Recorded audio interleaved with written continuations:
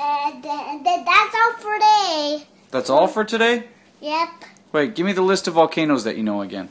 Mountain Bora. Okay, what else? Mount St.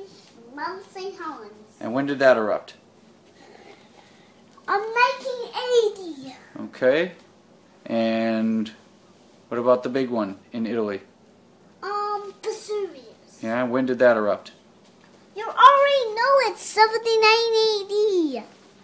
Okay. You already know it. I do. What were the cities that it buried? Papyricalium. Oh, okay. Papyricalium didn't actually got buried before. It didn't? No, because the offshore winds. So every time the volcano blew, the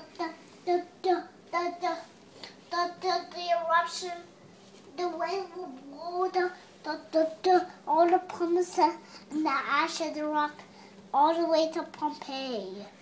Oh, but then how did Herculaneum, what happened then? The offshore wind went over to Pompeii, and then a few hours later, the pyroclastic surge came crumbling down. And then what? And then it buried the city. And then the people died.